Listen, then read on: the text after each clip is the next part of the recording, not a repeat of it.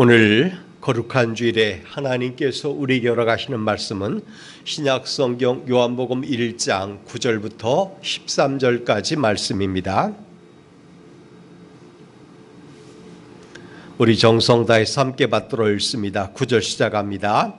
참빛 곧 세상에 와서 각 사람에게 비추는 빛이 있었나니 그가 세상에 계셨으며 세상은 그로 말미암아 지은 바 되었으되 세상이 그를 알지 못하였고 자기 땅에 오매 자기 백성이 영접하지 아니하였으나 영접하는 자 곧 그 이름을 믿는 자들에게는 하나님의 자녀가 되는 권세를 주셨으니 이는 혈통으로나 육정으로나 사람의 뜻으로 나지 아니하고 오직 하나님께로부터 난 자들이니라.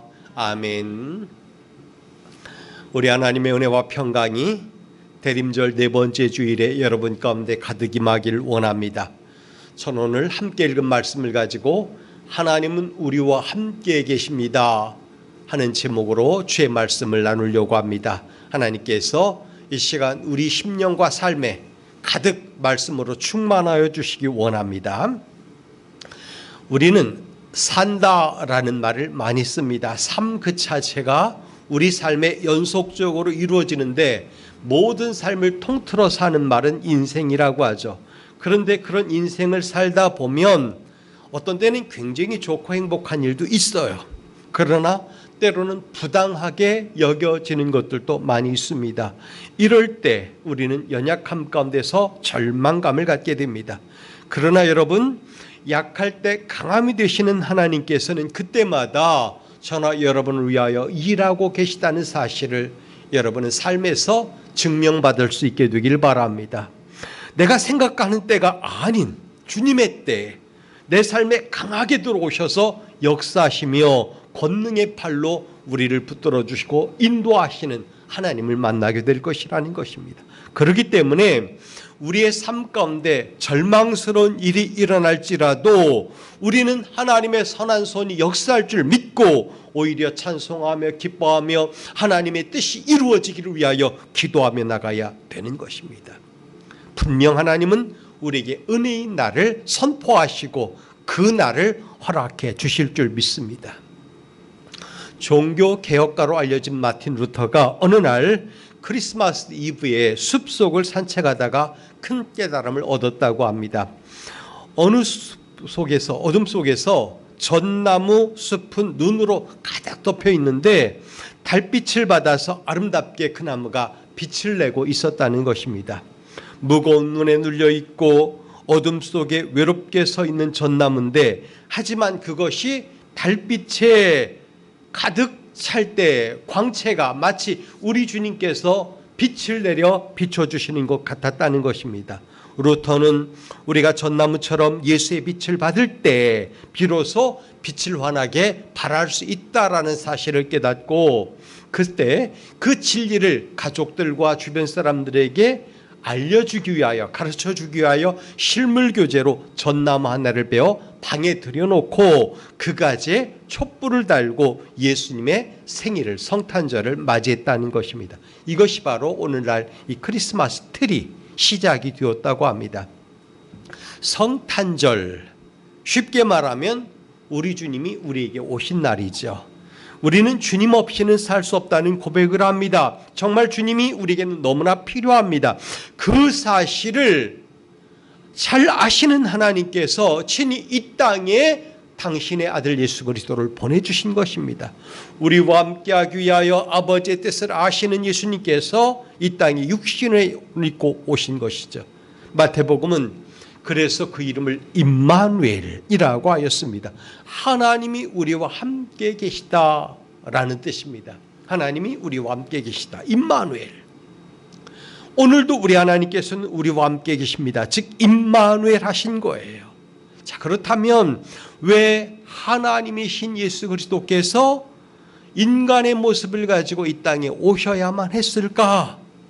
전 오늘 그 이유를 세 가지로 여러분과 함께 나누려고 합니다.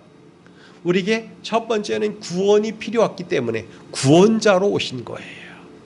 왜 오셔야만 했느냐? 우리가 구원받아야 되기 때문에 제일 가장 강력한 이유죠. 이것이 바로 임마누엘 하신 궁극적인 이유라고 볼 수 있는 것이죠. 요한복음 3장 16절에 뭐라고 합니까? 하나님이 세상을 이처럼 사랑하사 독생자를 주셨으니 이는 그를 믿는 자마다 멸망하지 않고 영생을 얻게 하려 하심이니라 그랬습니다. 믿는 자마다 영생을 얻게 하려, 즉 구원해 주시기 위하여 주님이 이 땅에 오셨다는 거죠. 이 한 구절에 예수님이 이 땅에 오신 목적이 너무나 잘 나타나 있다는 거죠. 우리가 받을 형벌이 있었는데 우리의 죄악 때문에 우리는 죽어 마땅한 존재였고 이미 영적으로 죽어 있었는데 그 형벌을 대신 받기 위하여 주님이 이 땅에 오셨다는 것입니다. 사람은 자기에게 은혜를 베푼 사람을 늘 기억합니다. 그때 이런 일이 있었어 라는 거죠. 물론 혹자는 사람은 은혜는 물에 새기고 원수는 돌에 새긴다 이렇게 말하면서 원수 갚는 일은 그냥 가슴에 응어리진 채로 간직한다는 거죠. 그러나 은혜는 흘려보내고 만다고 그렇게 말하죠. 그렇지만 누구라도 은혜를 입기 원하고 있고 나도 모르는 사이에 그 은혜를 입고 사는 게 우리 인생이에요. 얼마나 고맙습니까? 그 은혜를 간직하는 사람은 충성하게 돼 있죠. 이런 이야기가 있습니다. 1825년부터 30여 년간 러시아를 통치했던 니콜라이 황제가 있었는데 그는 너무나 많은 업적을 남긴 왕이었습니다. 친히 군대를 관리했고 종종 평복 차림으로 진영을 살폈다고 합니다. 직분을 태만히하고 자리를 비운 자는 엄히 버렸고 직분에 충실한 수하들에게는 크게 포상을 했답니다. 하루는 장교 한 명이 처소에 앉아서 자기가 진 빚을 종이에 적어 계산하고 있었습니다. 너무 많아 도저히 갚을 수가 없어서 탄식하고 있었죠. 이 산더미 같은 빚을 누가 갚아주리요? 라고 말이죠.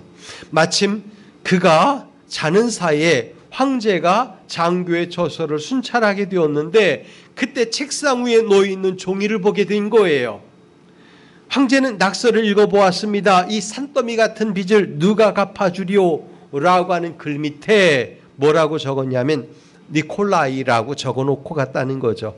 아침에 일어난 장교는 황제의 필적과 돈을 보고서 깜짝 놀랐습니다. 너무나 감격했습니다. 그 이후로 어떻게 살았을까요? 힘을 다해서 충성 다했다는 거죠. 이게 정상적인 거예요. 정상적인 거. 물론 불의한 일에 충성하면 안 되죠. 옳고 선한 일에 충성해야 좋은 거죠. 여러분, 예수님이 자기 생명으로 우리의 생명을 맞바꿔 주셨어요. 그렇다면 그건 불의한 게 아니라 정의롭고 바른 거죠. 여기에는 우리가 충성 다해야 되는 거예요. 성도 여러분, 세상에 살면서 세상에서 진 빚도 임금의 힘으로든 어떻게 갚으면 큰 은혜 받았다면서 정말 고마운데 우리 생명이 단절된 그 모든 역사 속에서 주님이 개입하셔서 그 생명을 새롭게 바꿔주시고 연장하여 주시고 더 귀한 것을 우리 인생 가운데 주셨는데 우리가 어떻게 살아야 될까요? 구원은 돈으로 해결될 수 있는 문제는 아니죠. 그래서 아이들이 찬양할 때 돈으로도 못 가요. 하나님 나라 그러지 않습니까? 권세로도 못 가는 거죠. 오직 예수 그리스도로 되는 겁니다. 그렇게 많은 재물 가지고도 바꿀 수 없는 구원, 우리는 그 구원의 은혜를 쉽게 얻었어요. 어떻게? 예수님이 우리 가운데 오심으로 말이죠. 그래서 예수님이 우리 가운데 오신 사건은 우리 구원을 위하여 오신 사건이기 때문에 우리는 예수님이 왜 우리에게 오셨느냐라고 말할 때 나의 구원을 위하여 라고 말해야 된다는 거죠. 내가 구원받기 위하여. 이건 권력으로도 안 되고 돈으로도 안 된다는 거예요. 요즘 돈을 얼마나 펑펑 쓰는지 몰라요. 쉽게 벌어서 그런지 몰라도 쉽게 쓰는 사람들이 얼마나 많은지 몰라요. 이런 일도 있었답니다. 한 병에 무려 3억 원이 넘는 위스키가 있대요. 굉장히 비싼데 윈저 다이아몬드 주빌리라고 하는 위스키라고 하는데 영국 스코틀랜드에서 단 12병만 생산을 했대요. 우리 국내에 2병이 들어왔는데 물론 이제 그 이후로는 어떻게 됐는지 모르죠. 이 제품을 보면 병마개와 병목 부분은 은으로 만들어져 있고 병 앞면 위쪽은 18K 금으로 장식이 되어 있고 그 위에 0.5캐럿의 다이아몬드를 장식했다고 합니다. 저는 잘 모르는데 위스키 한 병은 약 700ml 정도가 된대요. 잔으로 따지면 17잔 반이 나온대요. 그러니까 한 잔에 무려 1,700만 원이 되는 거예요. 그걸 마시는 겁니다. 자기 돈 내고 마실까요? 아마 자기 돈 내고 마시는 사람 거의 없을 거예요. 그런 거는. 그럼 어떻게 되는 거죠? 누가 뇌물로 주거나 공작이나 또는 모일하기 위하여 접대하기 위하여 그거 내놓으면 마시는 거겠죠. 그런 사람들이 참 많아요. 여러분, 이거 마시면 구원에 효험이 있을까요? 도움이 될까요? 안 되는 거죠. 여러분, 구원은 사람의 노력과 가진 것으로 이루어지는 게 아니에요. 오직 하나님이 만드신 방법 외에는 구원은 없습니다. 하나님이 우리를 죄를 위하여 정하신 방법은 단 하나, 예수 그리스도예요. 그래서 예수님께서 말씀하시기를 나는 길이요라고 말한 것은 구원에 이르는 유일한 길은 예수님밖에 없다는 것을 우리에게 선포해 주신 거예요. 다른 어떤 것으로도 하나님께 나갈 방법이 없어요. 오직 예수님의 보배로운 피를 가지고 나갈 때 하나님께서는 막힌 담을 허물어 주시고 우리에게 길을 내주시고 반겨주시고 자녀라 칭해주시고 오늘도 그 품에 안아주시는 거예요. 그 일을 이루기 위하여 우리에게 오신 예수님, 그 사건의 날을 성탄절이라고 하는 것입니다. 주님은 이 땅에 오셔서 우리를 죄에서 건져주셨고 우리를 하나님과 화목하게 하셨습니다. 주님으로 말미암아 아버지 하나님께 나갈 새롭고 회복된 길이 우리에게 만들어진 것입니다. 이런 성탄의 의미를 새기는 한 주간이 되기를 바랍니다. 성탄, 왜 우리에게 필요한가? 예수님이 구원자로 오셔야 했기 때문이라는 거죠. 두 번째, 예수님이 우리에게 어떤 모습으로 오셨을까? 예수님은 사랑으로 우리 가운데 오셨어요. 사랑 그 자체로 오셨어요. 그래서 예수님은 사랑이시다, 하나님은 사랑이시다 이렇게 말하죠.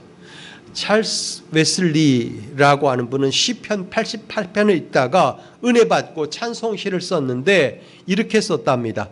곤란으로 말미암아 내 눈이 쇠하였나이다. 이 9절에 88편 9절에 그게 나와 있어요.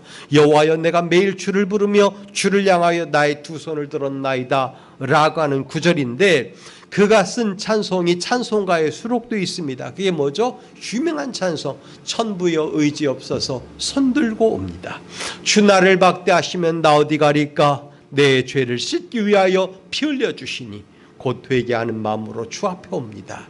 너무나 놀라운 찬송인데 우리는 이 찬송을 들을 때마다 웨슬리가 경험했던 예수 그리스도, 그를 떠올리게 되는 거예요. 그분의 안아주심을 바라며 주께 한 걸음 한 걸음씩 나아가는 우리 모습을 떠올려 보는 거죠. 여러분, 그 예수 그리스도의 품은 우리가 죄인일지라도, 우리가 부족하다 할지라도, 때로 장애가 있다 할지라도 그냥 품어주시는 넉넉한 사랑의 품인 것입니다. 오늘 본문 12절에서도 사도 요한은 이렇게 말하죠. 영접하는 자, 곧 그 이름을 믿는 자에게는 하나님의 자녀가 되는 권세를 주셨습니다 라고 말이죠. 이 하나님은 우리를 불러 자녀 삼기 원하십니다. 죄인이고 이방인이고 단절된 그런 존재조차도 하나님은 사랑으로 우리 가운데 오셔서 사랑으로 우리를 불러주시고 품으시고 자녀 삼아주시는 거예요. 여기에는 어떤 차별도 없는 것입니다. 왜 자녀 삼아 주시려 할까요? 그것은 우리를 사랑하시기 때문에, 너무나 사랑하시기 때문에 우리에게 다가오셔서 자녀 삼아 주시려고 하는 것입니다. 이것은 계산할 수 없는 것이고 이유를 댈 수 없는 거예요. 그냥 우리 입장에서는 보면 만극한 은혜죠. 우리의 연약함과 부족함에도 불구하고 우리를 사랑하셨기 때문에 오신 거예요. 하나님이 이처럼 사랑하사라는 거죠.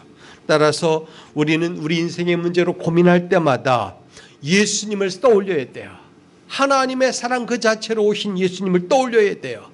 그는 사랑으로 우리 가운데 오셨어요. 우리의 모습이 어떠한 그러함에도 불구하고 사랑하시는 존재로 오신 거예요. 그렇기 때문에 우리가 우리의 형편이나 삶의 규모를 따질 게 아니라 일방적으로 우리 가운데 오셔서 사랑하여 주시는 예수님을 만나는 은혜를 매일 매 순간 우리는 경험해야 되는 것입니다. 구주를 영접하고 하나님의 자녀가 되는 권세를 누리는 그 길을 선택해야 되는 거죠. 오늘도 하나님이 주시는 이 은혜를, 돕는 이 은혜를 하나님께 간구하고 부여받는 저나 여러분이 되었으면 좋겠습니다. 시편을 보면 시편 121편에서 시인은 이렇게 질문합니다. 내가 산을 향하여 눈을 들리라 나의 도움이 어디서 올까? 라고 말이죠. 나의 도움이 어디서 올까? 그러면서 대답하기를, 스스로 답을 내리기를, 나의 도움은 산으로부터 오지 않는다 라고 말합니다. 산으로부터 오지 아니하고 오직 천지를 지으신 여호와에게서 온다라고 말하는 거예요. 성도 여러분, 여러분이 지금도 산과 같은 안정감이 있는 어떤 거대한 것들, 그게 돈이든 권력이든 사람이든 세상이든 상관없이 그 앞에 서서 나에게 도움을 주십시오라고 말해보세요. 진정한 도움은 하나님께로부터 오는 거지 거기로부터 오는 게 아니에요. 그러니 우리도 산에선 오지 않습니다 라고 말했던 시인처럼 나의 도움은 너로부터 오는 게 아니다. 나의 도움은 내가 아니야. 나의 도움은 하나님께로부터 오는 거야 라고 말하면서 그 사랑의 하나님만 바라보는 저와 여러분의 시선이 되길 바랍니다. 성도 여러분, 하나님을 나의 도움으로 선포하길 바랍니다. 복 있는 사람은 그렇게 선포해야 돼요. 하나님은 우리를 사랑하셨기 때문에 자녀 삼아 주기 위하여 예수 그리스도를 우리에게 보내주신 것입니다. 예수님을 선택함으로 말미암아 하나님 아버지의 사랑을 입게 되는 거예요. 그게 바로 하나님의 자녀가 되는 길이고 하나님으로 자기 도움을 삼는 길이고 하나님께 소망을 두는 길인 것입니다. 그러면 정녕 하나님은 여러분을 붙들어 주시고 실족지 않게 하시고 어떤 경우에도 세상 권세로부터 공격당하는 일이 없도록 여러분을 지켜 보호하여 주실 거라는 거죠. 오늘도 우리는 수도 없이 많은 문제들 가운데서 비틀거리고 흔들릴 때가 있습니다. 삶이 힘들어서 여러 가지로 어렵다 말을 할 때가 있습니다. 무너지려 할 때죠. 그때마다 우리 하나님 사랑으로 우리에게 오셔서 손 내미시고 말씀하시고 품어주시고 이끌어주시고 더 나은 우리 삶의 미래를 만들어 주실 거예요. 이게 문제는 육정으로나 혈통으로나 사람의 뜻으로 난 게 아니라는 거예요. 바꿔 말하면 세상 어떤 것으로도 그것은 이루어지는 게 아니고 오직 하나님께로부터 오는 거라는 거죠. 하나님이 사랑으로 우리에게 주시는 것들이라는 거예요. 여러분, 예수님께서 우리 가운데 왜 오셔야 될까요? 그분이 사랑이시기 때문에, 우리에게 사랑이 필요하기 때문에 사랑으로 오신 사건이 성탄절인 겁니다. 그 놀라운 은혜를 잊지 말길 바랍니다. 마지막으로 예수 그리스도께서 왜 이 세상에 오셔야 되는가? 우리에게는 인도자가 필요하기 때문이에요. 예수님은 인도자로 오신 것입니다. 10절을 보면 세상의 무지에 대해서 답답해하는 요한 사도의 고백이 나옵니다. 주님이 세상에 계셨습니다. 그런데도 불구하고 세상은 주님을 알지 못했습니다. 이렇게 말하는 거예요. 주님이 이 땅에 오셔서 계심에도 불구하고 세상이 그를 인정하지 않고 알지 못했다는 겁니다. 지금도 그래요. 세상이 바로 되는 일, 세상이 바른 길로 가는 길은 주님께서 우리 삶의 인도자로 계시고 그분이 인도하시는 그 삶을 따라갈 때 이루어진다는 겁니다. 수도 없이 많은 그리스도인, 그들 가운데는 목사도 있고 장로도 있고 또 성도들도 있겠죠. 근데 허탄한 세상에 줄 세우고 거기를 따라가는 사람들이 얼마나 많은지 몰라요. 계엄을 옹호하는 그런 사람들도 있어요. 얼마나 잘못된 처사인지 몰라요. 우리는 하나님의 나라와 통치 질서가 이 세상에 임하길 바라는 사람이지 권력으로, 무기로, 군대로 세상을 장악하고 권력을 유지하려고 하는 그런 사람의 길을 따라가면 안 되는 것입니다. 어떤 선교사의 고백인데, 선교사는 정글 한복판에 조그만 오두막집을 지어놓고 살고 있었답니다. 그러면서 거기를 지나가는 사람들에게 전도를 하고 있었는데 천둥번개가 몰아치던 어느 날 뜻밖에도 백인 청년 2명이 이 오두막집을 찾아왔습니다. 비바람 속에서 길을 잃어버리고 만 겁니다. 이들은 오두막문을 두드리면서 다음과 같이 말합니다. 저희들은 진스강을 찾아가야 합니다. 그런데 그 강으로 가는 길을 도무지 알 수가 없습니다. 좀 알려주십시오 라고 말하는 거예요. 이때 선교사가 말합니다. 유감스럽게도 이 정글에는 길이 없습니다. 그러자 청년들은 그럼 어떻게 하죠? 라고 되묻습니다. 이때 선교사가 웃으면서 하는 말이 방법은 하나밖에 없습니다. 제가 여러분을 데리고 가는 것입니다. 그러면서 선교사가 2 청년을 데리고 가면서 여러 가지 것들을 설명하며 이야기를 해줍니다. 길을 알지 못할 때, 공포와 불안이 그의 마음들을 지배할 때 여러분 어떻게 해야 될까요? 잘 아는 사람의 안내를 받으면 되는 거예요. 성경은 말합니다. 나보다 우리를 더 잘 아시는 하나님, 그분이 우리 삶의 인도자가 되시면 실패할 일이 없다는 거죠. 성도 여러분, 지금 저나 여러분이 필요한 것은 인도자로 오신 예수 그리스도예요. 그분이 우리 삶을 인도해 주시길 바라야 되고 그 길을 따라가면 되는 것입니다. 수도 없이 많은 방황 가운데 처했을지라도 예수님이 우리 가운데 오시면 우리는 금세 안정감 있는 길, 복된 길을 찾아가게 될 거예요. 이 시간도 주님의 인도하심에 온전히 따르기로 결정하는 저와 여러분이 되길 바랍니다. 우리의 인도를 받는 그 길은 하나님께서 정하신 길이에요. 천국에 이르는 길이에요. 그래서 시온에 이르는 대로같이 우리가 하나님께로 나가는 그 길이 저나 여러분 인생 가운데 활짝 열려지기를 바라서 이 시간 인도자로 오신 주님을 여러분 마음속에 모실 수 있게 되길 바랍니다. 주님은 이 땅에 평화의 왕으로 오셨습니다. 우리에게 오신 주님은 평화의 왕이십니다. 평화를 원하시는 그 하나님, 그 길로 우리를 인도해 주실 거라는 거예요. 그게 필요한 거예요.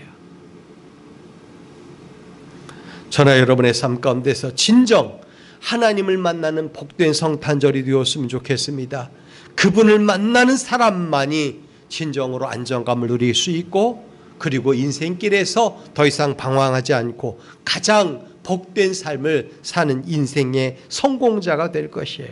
자, 다시 한번 정리합시다. 왜 주님이 우리에게 오셨을까? 그것은 우리의 구원자로 오신 거예요.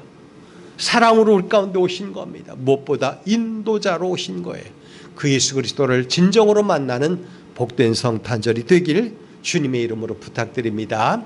기도하겠습니다. 거룩하신 아버지, 은혜와 사랑에 감사드립니다. 우리와 함께하기 위하여 우리 가운데 오신 하나님을 찬송합니다. 그 귀한 성탄절을 의미 있게 보내는 죄 백성들이 되게 하여 주옵소서. 오늘도 우리가 인생의 한복판에 서서 여러 가지로 어려움 당할 때 우리의 구원자로 오신 주님, 우리를 사랑하여 주기 위하여 오신 주님, 우리 길의 안내자로 오신 주님을 만나고 주님과 동행하는 주의 복된 자녀들 되어 하나님 아버지께로 나가는 인생살이를 바로 감당하는 주의 자녀들이 되게 하여 주옵소서. 이 땅에 평강을 주옵소서. 안정감을 주옵소서. 여러 더러운 소문은 끊어지게 하시고 오직 주님이 춤추시는 그런 나라가 되게 하여 주옵소서. 예수 그리스도 이름으로 기도하옵나이다. 아멘.